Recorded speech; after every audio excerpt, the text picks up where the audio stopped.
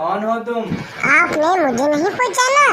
मुझे सब लोग छोटू कहते हैं, छोटू। बोलो, क्या काम है? स्वामी जी, मैंने आपको यूट्यूब वो फेसबुक पर देखा है, इसलिए सोचा थोड़ा मैं आपसे आकर मिल लूं। अच्छा, मिलने आए हो? अरे वाह, अच्छी बात है। बताइए।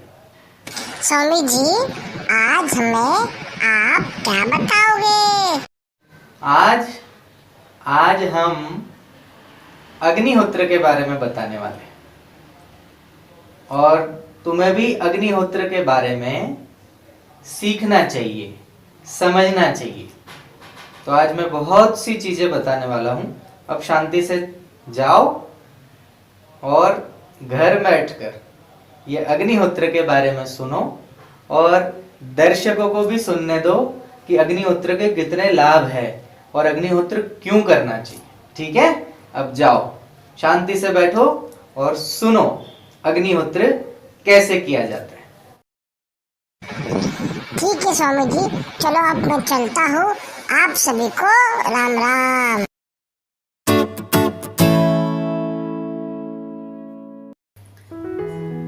जय हिंदू राष्ट्र, जय मां भारती। आप सबका स्वागत है द मैस्टिकल ऑफ लाइफ के कार्यक्रम में। आज हम जानेंगे कि हमारे ऋषि मुनियों ने हमें ऐसी कौन सी अद्भुत वस्तु प्रदान की है जिसके कारण हम सर्वांगीण विकास की ओर अग्रसर होते हैं और हमारा मन प्रसन्न रहता है, तन स्वस्थ रहता है, बुद्धि सूक्ष्म हो जाती है और बहुत सारे विकार हमारे मन मस्तिष्क के खत्म हो जाते हैं, सर्वनाश हो जाता है। तो आइए हम जानते हैं हमारे ऋषि मुनियों की देन जो हम सभी सनातनियों को प्राप्त है, जिसके माध्यम से हम अनेक बीमारियों से छुटकारा पा सकते हैं। आइए हम जानते हैं एक विशेष यज्ञ पद्धति जिसे कहते हैं अग्निहोत्र। जी हाँ, आज हम जानने वाले हैं अग्निहोत्र के बारे में। यह अग्निहोत्र दुनिया की सबसे छोटी यज्ञ पद्धति है। इसे आप धार्मिक दृष्टि से भी देख सकते हैं और इसे आप वैज्ञानिक दृष्टि से भी देख सकते हैं। इसका वैज्ञानिक महत्व भी है और धार्मिक महत्व भी है। ये दोनों पहलुओं पर खरी उतरती है। अग्निहोत्र की महिमा में कहा गया, अग्निहोत्र समो धर्म न भूतो न भविष्यति।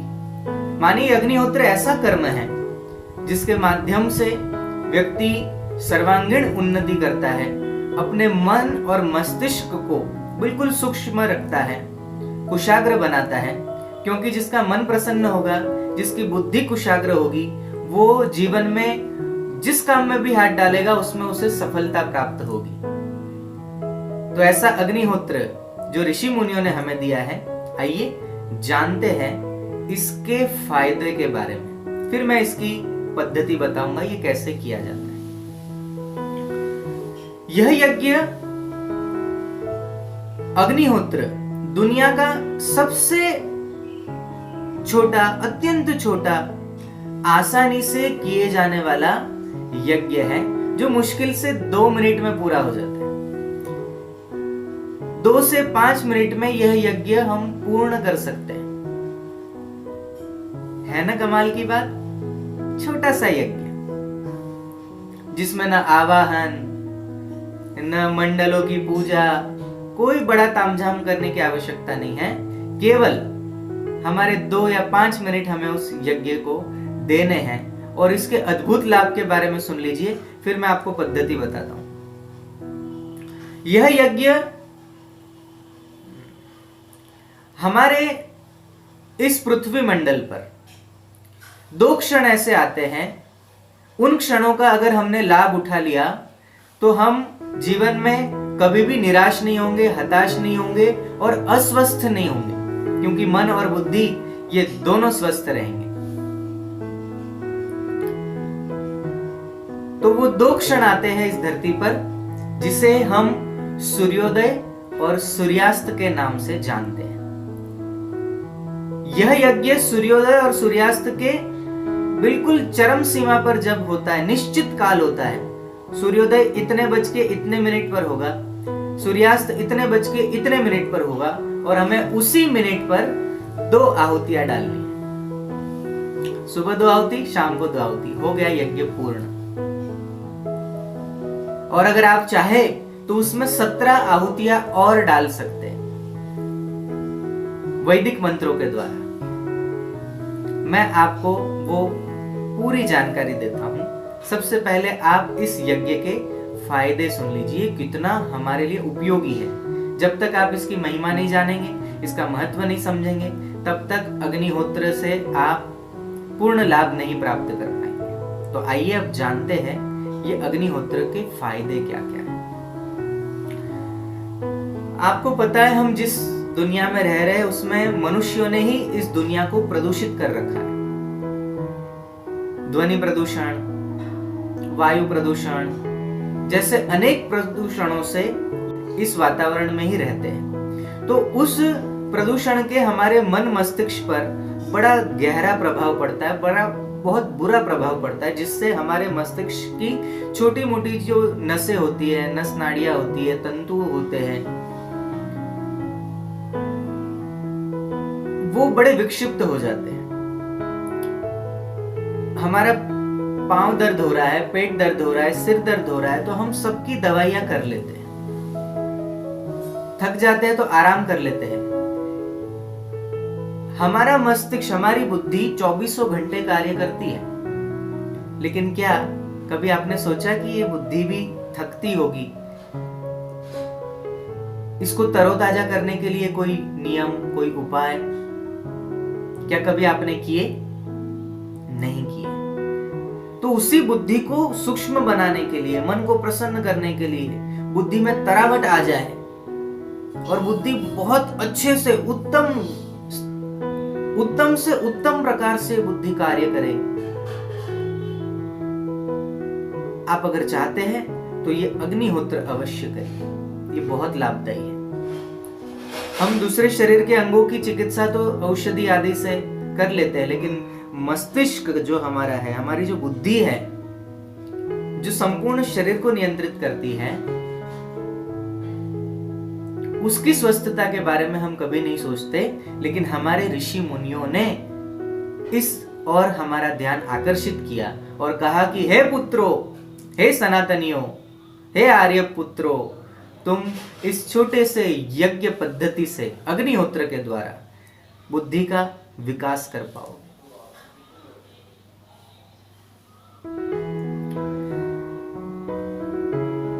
ये अग्निहोत्र केवल मन और बुद्धि को स्वस्थ नहीं रखता, ये संपूर्ण शरीर के जो जटिल रोग है, जो असाध्य रोग है, डॉक्टरों ने नकार दिया, वैद्यों ने मना कर दिया, ऐसे जटिल रोग भी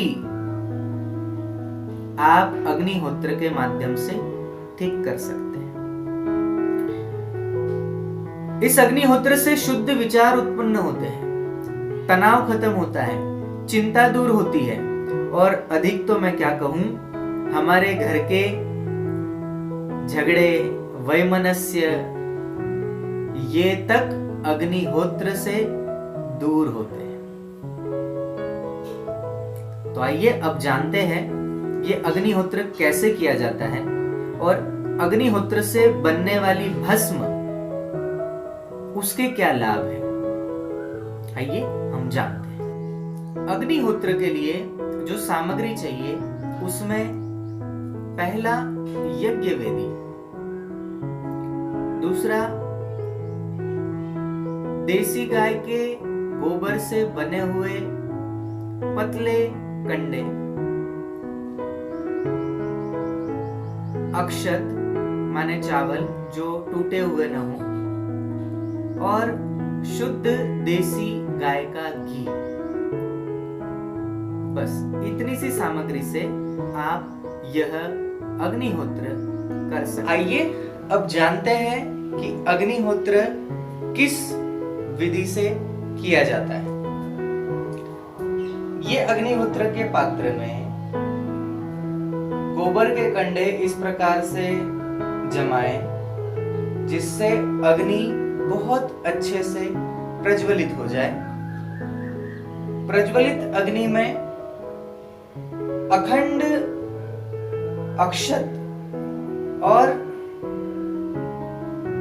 देसी गाय का शुद्ध घी दोनों को मिलाकर आप अगर वैदिक मंत्रों से आहुति डालना चाहते हैं तो 17 आहुतियां अलग से निकाल ले और आप केवल 2 मंत्रों का छोटा सा यज्ञ करना चाहते हैं तो 2 आहुति अलग से निकाल ले और फिर मंत्र उच्चारण के बाद स्वाहा शब्द कहकर इस प्रकार से उसमें आहुति बिल्कुल सूर्योदय और सूर्यास्त का जो मिनट है, बिल्कुल सूर्योदय और सूर्यास्त का जो निर्धारित समय है उसी मिनट पर हमें आहुतियां डालनी। अब मैं आपको अग्निहोत्र के मंत्र के बारे में बताता हूं जिनके द्वारा यह अग्निहोत्र किया जाता है। वैसे तो सबसे छोटी यज्ञ पद्धति है जिसमें हमें 17 आहुतियां डालनी होती है और कहीं कहीं यह वर्णन मिलता है कि केवल 2 आहुति सुबह और 2 आहुति शाम को डालनी है। तो मैं सबसे पहले जो वैदिक मंत्र है वो वैदिक मंत्र आपको बताता हूं और उससे आपको घी और अक्षत मिश्रित आहुति आपको अग्निहोत्र में आहुत करनी है। तो आइए मंत्र जान लेते हैं। ओम अग्नये स्वाहा इदम अग्नये इदम न मम। ओम सोमाय स्वाहा इदम सोमाय इदम न मम। ओम प्रजापतये स्वाहा इदम प्रजापतये इदम न मम। ओम इंद्राय स्वाहा इदम इंद्राय इदम न मम। ओम सूर्यो वर्चो ज्योति वर्चः स्वाहा। ओम ज्योति सूर्य सूर्यो ज्योति स्वाहा। ओम सुजुर्देवेन सवित्रा सजुरुषसेन्द्रवत्या जुषाणः सूर्यो वेतु स्वाहा। ओम भुरग्नये प्राणाय स्वाहा इदम अग्नये प्राणाय इदम न मम।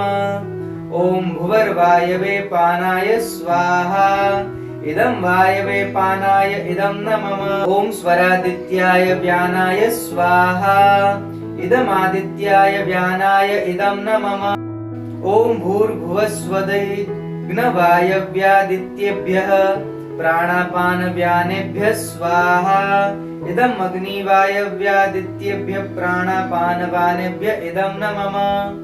ओम आपो ज्योतिरसोमृतम् ब्रह्म भूर्भुवः स्वरो स्वाहा। ओम यां मेधां देवगणः पितरश्चोपासते तथा मामद्य मेधयाग्ने मेधाविनं कुरु स्वाहा।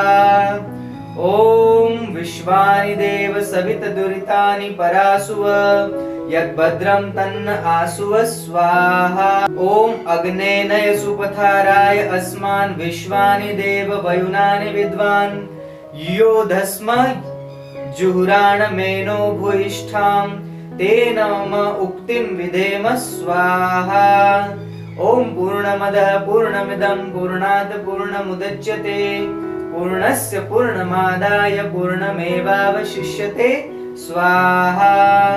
ओम सर्वं वै पूर्णं स्वाहा। इस प्रकार से 17 आहुतियां डाली। मान लो आप 17 आहुति नहीं डाल सकते हैं तो आपको क्या करना है, केवल उस यज्ञ सामग्री के 2 भाग कर ले, चावल और घी मिश्रित जो हमने सामग्री बनाई।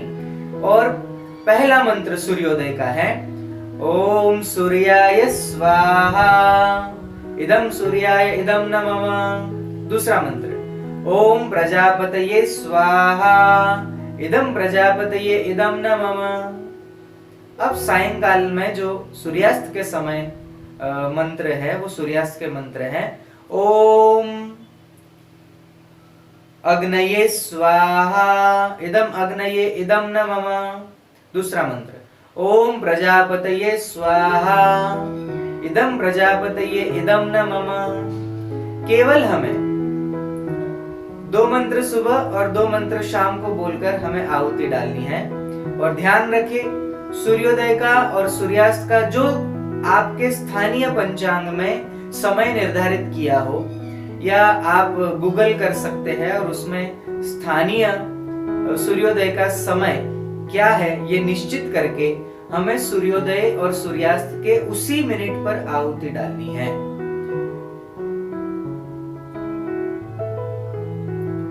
बिना समय के या उसी मिनट को अगर चूक गए तो आप कितनी भी आहुतियां डाल लो, उस अग्निहोत्र का कोई लाभ होने वाला नहीं है।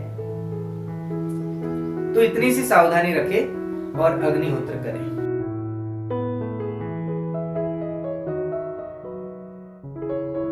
ये अब जानते हैं कि हम अग्निहोत्र की भस्म के द्वारा स्वास्थ्य लाभ कैसे प्राप्त करें, छोटे मोटे विभिन्न प्रकार रोगों के, और जो असाध्य और जटिल रोग है वो भी हम इस अग्निहोत्र के भस्म के माध्यम से कैसे ठीक कर सकते। आइए अब हम उस विषय पर चर्चा करते हैं और उपाय जानते हैं। पहला, जिनको गले में खराश रहती हो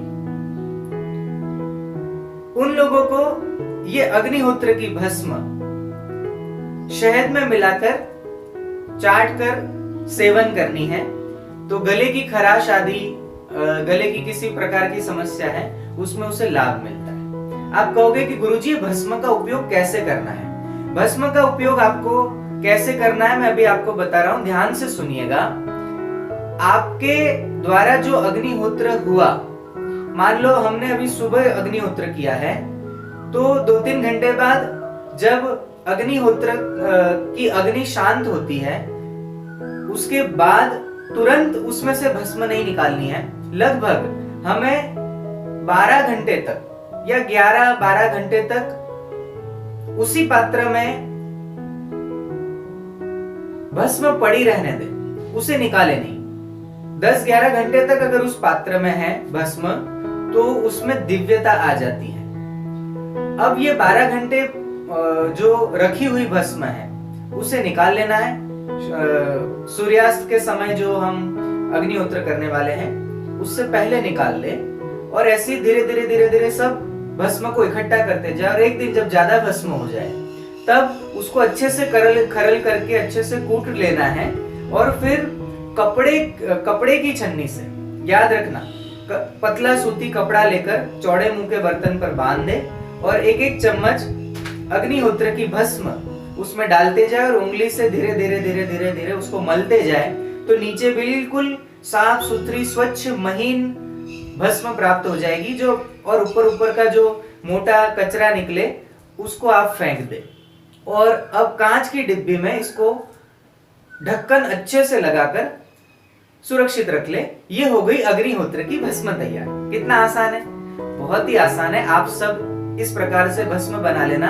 यही भस्म आगे चलकर विभिन्न रोगों में फायदा करती है। ठीक है, अब आइए जान लेते हैं। मैं आगे जहां भी आपको भस्म का प्रयोग करने का बता रहा हूं, ये इसी बोतल की भस्म का यूज करना है आपको, क्योंकि ये हमने छान ली है।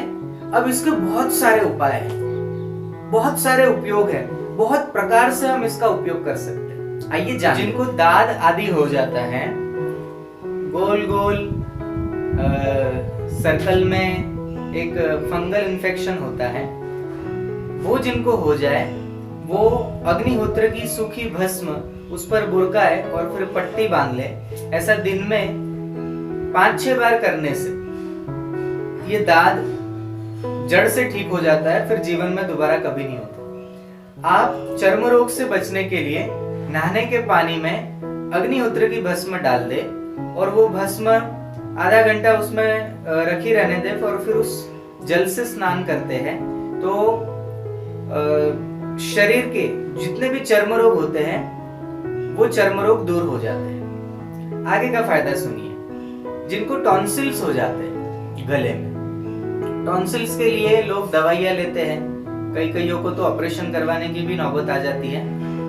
डरने की आवश्यकता नहीं। इसी भस्म को आधा आधा छोटा चम्मच सुबह शाम अगर आप लेना शुरू करते हैं, जल के साथ सेवन करते हैं, तो ये अग्निहोत्र की भस्म टॉन्सिल्स में भी बहुत जल्दी आपको आराम दे देती। जिनको मांसपेशियों का दर्द होता है, तो जहां दर्द होता है वहां पर अग्निहोत्र की भस्म मले और आधा आधा चम्मच उसका सेवन करें सुबह शाम, तो आपको मांसपेशियों के दर्द में आराम मिलता है। अथवा तो आप जिस भी तेल से मालिश कर रहे होंगे, उस मालिश तेल में अग्निहोत्र की भस्म थोड़ी सी मिला दे और उसके बाद वो भस्म युक्त तेल अगर आपने शरीर के दर्द वाले स्थान पर मालिश किया है, तो आपको बहुत ही जल्दी आराम हो सकता है। जिनको दस्त लगते हैं, पेट में गर्मी अधिक हो गई है, डिसेंट्री वगैरह हो गई है, तो ऐसे लोगों को 1 चम्मच अग्निहोत्र की भस्म दही और चावल के साथ लेने से दस्त में आराम मिल जाता है, पेट बिल्कुल यथावत स्थिति में आ जाता है और अच्छे से कार्य करने लग जाता है। अब महिला संबंधी बीमारियां, जिन महिलाओं को अत्यधिक मासिक स्त्राव होता है और वो स्त्राव बंद नहीं हो रहा है, ऐसी महिलाओं को यह अग्निहोत्र की भस्म का सेवन करना चाहिए और वो 1-1 चम्मच अग्निहोत्र की भस्म ले ले और उसमें शहद मिलाकर उसे सेवन करना शुरू करे, तो अधिक स्त्राव जिनका होता है वो रुक जाता है। और साथ साथ में जो कमर दर्द है, सिर का दर्द है, पेट का दर्द है, इनमें भी महिलाओं को आराम मिल जाता है। तो अग्निहोत्र की भस्म बहुत उपयोगी है माताओं के लिए। आगे दांत, जिनके दांत दर्द होते हैं, पायरिया है, मसूड़ों से खून आता है, दांत मजबूत नहीं है, टूटने लगे, कमजोर हो गए, उन सभी को कहना चाहता हूं अग्निहोत्र की भस्म ले, उसमें काला नमक मिलाए और उससे अगर आप मंजन करते हैं दिन में 2 बार, सुबह और रात को सोने से पहले, तो दांत संबंधी जितनी भी बीमारियां है वो सब खत्म हो जाती है। हमारे पूर्वज जो थे वो तो नीम का दातुन करते थे, बबूल का करते थे, बड़ का दातुन करते थे, बेर का दातुन करते थे, या तो फिर कुछ नहीं मिलता था तो चूल्हे में जो कंडे जलाए जाते थे वही राख ले लेते थे, उसमें थोड़ा नमक मिला के या थोड़ा सा नींबू का छिलका निचोड़कर जब रस निकल जाता है और छिलका फेंक देते हैं, तो वो फेंकने वाला जो छिलका होता है उसको उल्टा किया, उसमें यह भस्म नमक वाली मिलाई और अच्छे से दांत मांज लिए, तो बुढ़ापे तक दांत गिरते नहीं और किसी भी प्रकार की समस्या नहीं होती। जिनको किसी भी प्रकार की एलर्जी होती है वो इस भस्म का उपयोग रगड़ कर करे और फिर स्नान करे और साबुन का उपयोग बंद कर दे, तो किसी भी प्रकार की एलर्जी से आपकी रक्षा हो सकती है। और जिनको जटिल रोग है, कैंसर है या डायबिटीज है या ब्रेन संबंधी कोई बीमारी है, ब्रेन स्ट्रोक आदि होने की जिनको संभावना होती है, हार्ट अटैक होने की जिनको संभावना होती है, उनको यह अग्निहोत्र स्वयं करना चाहिए, बिना भूले करना चाहिए, क्योंकि यही अग्निहोत्र उन्हें उन जटिल बीमारियों से रक्षा दिलवाएगा। अग्निहोत्र की भस्म का सेवन करिए, छोटा चम्मच जल के साथ सेवन करना है। जिनके पेट में अधिक गैस बनती है, तो अधिक गैस जिनकी भी बनती है वो 1 छोटा चम्मच मट्ठे में, छाछ में, मक्खन निकली हुई जो छाछ है, उस छाछ में 1 चम्मच भस्म मिलाकर वो छाछ अगर आप पीते हैं तो गैस बनना बंद हो जाता है, पेट बढ़िया हो जाता है, पाचन तंत्र मजबूत हो जाता है और आनंद ही आनंद होता है। तो ये छोटी छोटी बातें हैं। अब हमारे यहाँ कहा गया कि शरीर में रोग 2 कारण से आते हैं, एक पूर्वकृत प्रारब्ध से और दूसरा वर्तमान में खाने पीने का ज्ञान न होने के कारण। तो वर्तमान में जो हमसे भूल हो गई, वो भूलों को इस अग्निहोत्र के माध्यम से सुधार ले और रोगों से छुटकारा पा ले, और जो पूर्व कर्मकृत जो प्रारब्ध के रूप में जो रोग हमें प्राप्त हुए हैं, तो आप ध्यान रखें कि हमारे द्वारा ऐसा कोई कर्म न हो जिसके फल स्वरूप हमें किसी दुख की प्राप्ति हो सकती है। एक पौराणिक कथा है, वो आप सुनिए, जिसमें गांधारी की कथा है, और गांधारी को ये दारुण दुख क्यों सहना पड़ा। उसके आंखों के सामने उसके 100 बेटों की मृत्यु हो गई, बड़ा कष्ट हुआ गांधारी। तो उसके जीवन में ये क्यों घटा, आइए इस पौराणिक कथा के माध्यम से सुनते हैं। उसने तो केवल सिर दर्द मिटाने के लिए औषधि का उपयोग किया। वो औषधि क्या थी और वो औषधि गांधारी को कितनी भारी पड़ी, आइए इस कथा के माध्यम से ध्यान से सुनना। गांधारी थी गांधारी।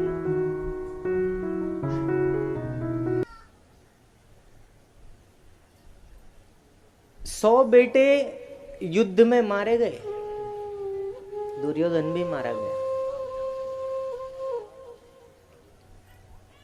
तो गांधारी अपने पति धृतराष्ट्र से कहती है कि पतिदेव, जीते जी तो मैंने कभी अपने 100 के 100 बेटों का मुख नहीं देखा।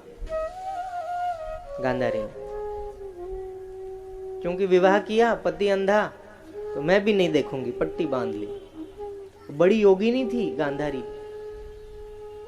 बड़ी साधना उपासना करने वाली थी गांधारी, साधारण स्त्री नहीं थी।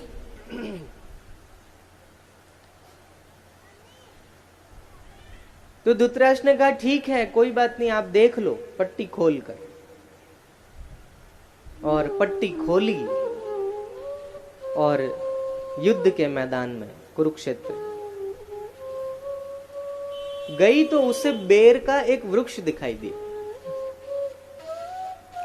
और बेर को इतने वर्षों बाद बेर देखे थे, कभी बचपन में बेर खाती थी, पेड़ देखे थे, उसके बाद कभी बेर ही नहीं देखे। तो वो बेर का वृक्ष दिख गया, थोड़ा ऊंचाई पर था, लेकिन बेर दिखे तो इसके मन में खाने की इच्छा हुई कि मैं खा लूं, मीठे मीठे बेर होंगे, लालच जागा। और गांधारी वो बेर तोड़ने के लिए हाथ ऊपर उठाई तो हाथ पहुंचा नहीं। तो वो युद्ध क्षेत्र में एक मुर्दा पड़ा था, उसे खींचा, उसकी छाती पे चढ़ी, फिर हाथ ऊपर किया, एक बेर हाथ में आया, अति मीठा, आहा, और खाने की ललक बढ़ी।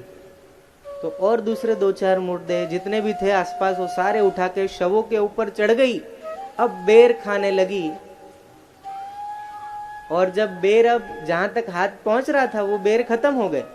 अब दूसरी तरफ के बेर खाने की इच्छा में थोड़ा हाथ बढ़ाया और हाथ नहीं आया,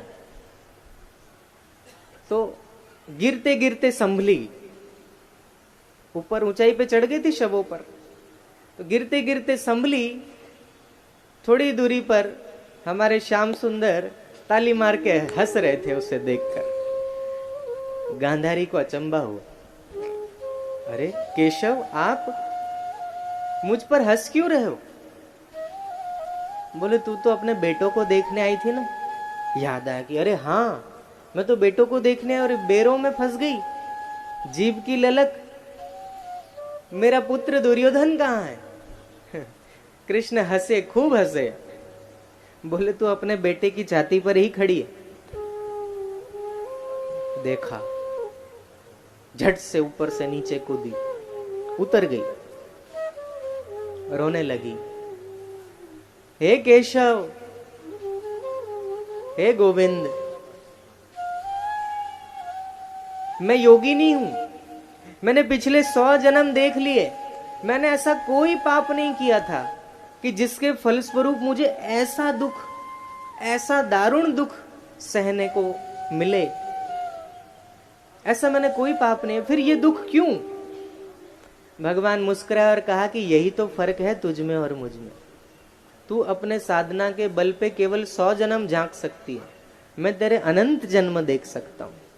गांधारी ने कहा फिर बताओ ये कौन से जन्म का पाप है और क्यों मिल रहा है। कल भी मैंने इस विषय पर चर्चा की थी। चित्रकेतु का उपाख्यान आया था और कहा था उसका बेटा मर गया, वापस आया और उसने समझाया कि तुम्हारा और हमारा कर्म बंधन है, इसलिए जन्म लेना पड़ता है, नहीं तो मृत्यु लोक में अकारण कोई जन्म नहीं लेता महात्माओं के सिवाय। वो तो निज इच्छा निर्मित तनु, भगवान संत ये दोनों है निज इच्छा निर्मित तनु, माया गुण गोपार। ये माया से परे इसलिए स्वेच्छा से अवतार धारण करते हैं। और हम सब जीवों का जन्म जो होता है वो कर्म बंधनों के आधार पर जबरदस्ती होता है। नहीं चाहोगे तब भी आपको मृत्यु लोक में धकेल दिया जाता है कि जाओ अपने कर्मों का हिसाब लेन देन पूरा करके फिर आओ। लेकिन जीव कर्मों का लेन देन पूरा नहीं करता, पुराना तो अभी वैसे का वैसा है और नए कर्म बंधन बनाता जाता है। फिर वही पुनरपि जननम पुनरपि जननी, जठरे शयनम वाला क्रम शुरू हो जाता है। तो गांधारी को भगवान कहते हैं कि उससे 100 जन्म से थोड़े और जन्म पीछे जाके देखती ना गांधारी, तुम एक राजकुमारी थी और तुम्हें सिरदर्द हो रहा था और सिरदर्द के कई औषधियां कई उपाय कर लिए लेकिन ठीक नहीं हो रहा था। तो यद्यपि एक अनुचित प्रयोग था लेकिन फिर भी जो नहीं करना चाहिए था, लेकिन फिर भी वो दर्द इतना ज्यादा था कि तुमने उस वैद्य की बात मान ली। यद्यपि तुमने नहीं बनाई थी वो दवाई, लेकिन तुम्हारे कहने पर ही उस वैद्य ने औषधि तैयार की। कैसे तैयार की? बोले 100 कछुए केचुए, केचुए देखे ना 2 मुंह वाले, पहले तो बहुत थे खेतों में, किसान तो जानते ही थे केचुओं को। अभी तो यूरिया ऐसा डालते हैं भयंकर कि केचुए खत्म हो गए। जहर डालते हैं धरती में। जो असली खाद केचुए ही धरती को उपजाऊ बनाते थे, उन केचुओं को तो यूरिया डाल डाल के मार डाला। अभी वहीं रख दो। अभी तो धरती कैसे उपजाऊ हो ये बड़ा प्रश्न चिन्ह बन गया है। तो वो जो केचुए थे वो 100 केचुओं को लाए, उसको कूटा, मलहम तैयार किया और वो लेप, हे गांधारी तुम राजकुमारी थी, तुम्हारे सिर पर लगाया गया और उससे तुम्हारा उस समय का सिर दर्द तो छूट गया। लेकिन वही 100 केचुए तुमसे बदला लेने की आशा में कब से राह देख रहे थे, लेकिन तुम योगिनी, तुम्हारे साधना के बल के प्रभाव से ये तुम्हारा कुछ न बिगाड़ पाए। इसलिए इन्होंने निर्णय लिया कि तुम्हारे ही कोख से जन्म लेंगे। और वो 100 केचुए ही ये 100 कौरवों के रूप में जन्म लिए और आए भी और एक साथ तुम्हें दारुण दुख देकर एक साथ चले भी। ये है कर्म बंधन। इसलिए जो पुराने बंधन है उसको कैसे हम काटे, कैसे पूर्ण करें पिछला लेन देन, और आगे का हम कर्म बंधन बढ़ाए ही नहीं, इस पर जो व्यक्ति ध्यान देता है ना उसका जीवन सफल हो जाता है। तो आपने सुना, कथा सुनी आपने गांधारी जी की कि वो 100 केचुए सिर दर्द मिटाने के लिए उन्होंने लेप किया। वही 100 केचुए कौरव बनकर आए। आप सोचिए, जिन्होंने मांसाहार किया होगा, जिन्होंने अंडा खाया होगा, जिन्होंने मुर्गियां खाई होगी, जिन्होंने बकरे खाए होंगे, जिन्होंने गाय खाई होगी, उनकी कितनी दुर्गति होने वाली। तो मांसाहार से बचे, अग्निहोत्र का लाभ उठाए। हम कागजी हिंदू न बने, हम गुण और कर्म से हिंदू बनकर दिखाए, तभी हम इस देश को विश्व गुरु के पद पर आसीन कर सकते हैं। आइए जानते हैं भस्म से मलहम कैसे बनाएं। सबसे पहले एक तांबे का पात्र ले लीजिए या तांबे का कोई भी बर्तन ले लीजिए।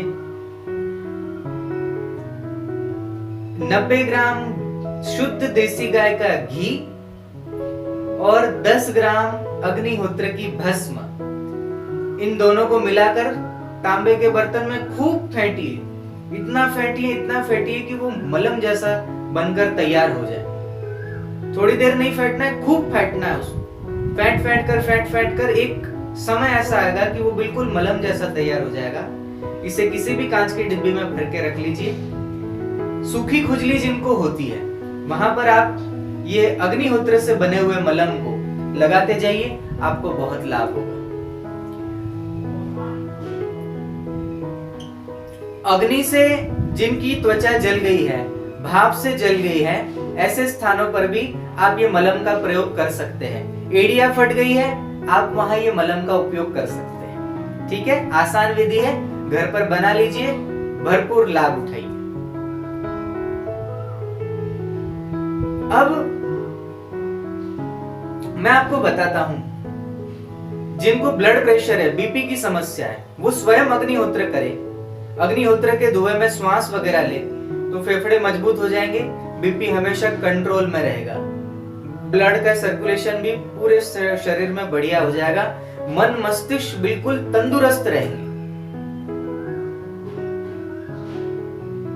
अब मैं आपको इसका और अन्य उपाय बताता हूं, जैसे चटनी है, आचार है, मुरब्बा है, इन पर हम अग्निहोत्र की भस्म अगर बुरक दे तो कभी भी उसमें फफूंद नहीं लगी। चींटियां हो गई आपके घर में बहुत सारी, आप वो चींटियों के स्थान पर अग्निहोत्र की भस्म को बुरक दे तो चींटियां चली जाएगी। खटमल हो गए हैं, अग्निहोत्र की भस्म वहां पर डाल दीजिए, खटमल गायब हो जाएंगे।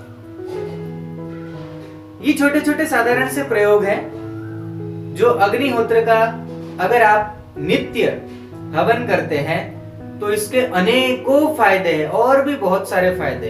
अधिक जानकारी के लिए हमसे संपर्क करें, हमारे नीचे नंबर दिए गए हैं, उस पर आप संपर्क कर सकते हैं।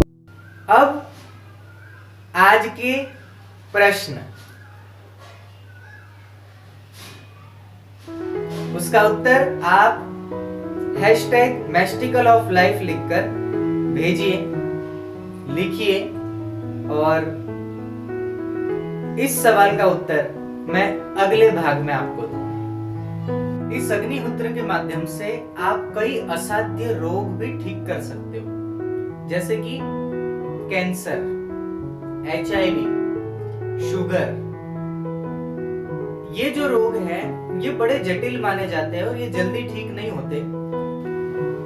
लाखों रुपए खर्च कर देते हैं, लेकिन फिर भी ये रोग ठीक नहीं होते। लेकिन गौ माता की कृपा से जो गोबर प्राप्त हुआ, जो घी प्राप्त हुआ, और उसके द्वारा हमने सूर्योदय और सूर्यास्त का दिव्य क्षण, दिव्य वो मिनट जिसका हमने अग्निहोत्र के माध्यम से लाभ लिया, उसके द्वारा प्राप्त भस्म के द्वारा आप ये जटिल रोगों से भी अपने आप की रक्षा कर सकते हैं। कईयों ने इसका लाभ उठाया। अग्निहोत्र का लाभ विदेशों में भरपूर उठाया जा रहा है, लेकिन दुर्भाग्य है कि हमारे इस देश में, जो देश इस यज्ञ चिकित्सा का जनक रहा है, उस देश के वासी इस अग्निहोत्र को भूल गए।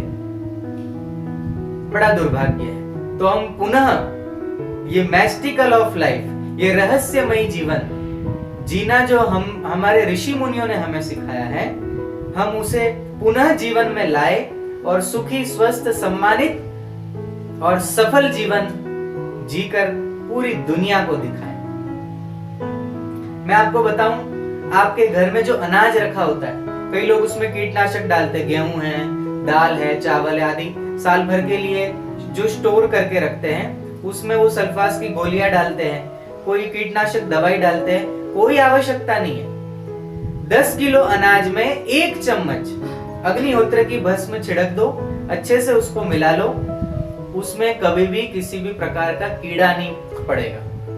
तो अनाज की भी रक्षा हम ये अग्निहोत्र की भस्म से कर सकते हैं, है ना? कितनी दिव्य वस्तु है ये अग्निहोत्र की भस्म, जिसका हम भरपूर लाभ उठा सकते थे हजारों नहीं लाखों रुपए हमारे हम अस्पतालों में और डॉक्टरों के पीछे जो खर्च करते हैं वो बचा सकते थे। तो अब हमें मैस्टिकल ऑफ लाइफ जीना है, रहस्यमयी जीवन हमको जीना है जो हमारे ऋषि मुनियों ने हमको दिया है। तो आपको आज का एपिसोड कैसे लगा? आप अवश्य हैशटैग लगाकर #मैस्टिकल ऑफ लाइफ लिखकर आगे अपना सुझाव दे, आगे अपने विचार रखे, अपने कमेंट दे। तो आज के एपिसोड में बस इतना ही। मिलते हैं अगले एपिसोड में। जय हिंदू राष्ट्र, जय मां भारती। अरे रुकिए, कहाँ जा रहे हो? अभी खत्म नहीं हुआ है। अब हमारी सुहानी आपको बताएगी कि घर पर हवन कैसे करते हैं और हवन से क्या फायदे होते हैं। नमस्कार, मेरा नाम सुहानी और आज मैं आपको बताने जा रही हूँ हवन के बारे में। ओम सूर्याय स्वाहा, सूर्याय नमः। ओम सूर्याय स्वाहा, ओम सूर्याय स्वाहा, ओम सूर्याय स्वाहा, ओम सूर्याय नमः। ओम प्रजापते स्वाहा, ओम प्रजापते नमः। ओम अग्ने स्वाहा, अग्ने नमः। ओम प्रजापते स्वाहा, प्रजापते नमः। अब मैं आपको बताती हूँ कि हवन से हमें कैसे फायदे मिलते हैं। जैसे हवन की धुएं से हमारी बॉडी शुद्ध होती है। हम हवन के धुएं से पूरा एनवायरनमेंट शुद्ध होता है। जैसे कि हवन से एनवायरनमेंट पॉजिटिविटी आती है। तो उसके बहुत और भी फायदे हैं। नमस्कार, जय गुरुदेव। कैसा लगा आपको वीडियो? अच्छा लगा ना? तो आप लोग दिए हुए प्रश्नों का उत्तर नीचे कमेंट बॉक्स में अवश्य लिखें।